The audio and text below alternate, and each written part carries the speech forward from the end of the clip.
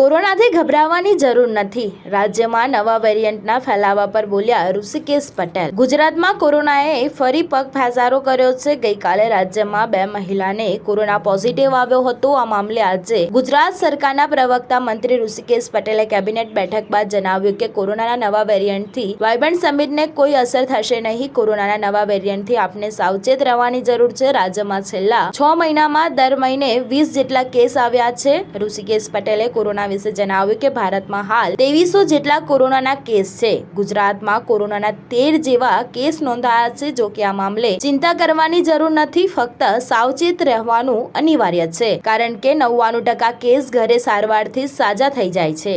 હાલના વેરિયન્ટથી મૃત્યુનું પ્રમાણ ખૂબ ઓછું છે। ત્યારે કેન્દ્રીય સ્વાસ્થ્ય મંત્રી મનસુખ માંડવિયાના નેતૃત્વમાં એક ઉચ્ચ સ્તરીય સમીક્ષા બેઠક યોજાઈ હતી। આ બેઠકમાં તમામ રાજ્યોના આરોગ્ય મંત્રીઓ અને રાજ્ય સચિવો સાથે દેશમાં કોરોનાની સ્થિતિને લઈને ચર્ચા કરવામાં આવી હતી। આ દરમિયાન તમામ રાજ્યોને એલર્ટ રહેવાની સૂચના આપવામાં આવી છે। સમીક્ષા બેઠકમાં મનસુખ માંડવિયાએ કહ્યું કે આ પરિસ્થિતિમાં ગભરાવાની જરૂર નથી, પરંતુ આપણે બધાએ સાવચેત રહેવાની જરૂર છે। તો સાંભળો રાજ્યના આરોગ્ય મંત્રી ઋષિકેશ પટેલ શું કહી રહ્યા છે। દુનિયાની અંદર અત્યારે લગભગ આપણને જે કેસો જોવા મળે છે એની તુલનાએ અત્યારે ભારતની અંદર 2300 જેટલા કેસ છે, પરંતુ આજે ગુજરાતની અંદર 9+3 12 અને 1 આજે રિપોર્ટ થયો એમ 13 કુલ 13 કેસ નોંધાયા છે।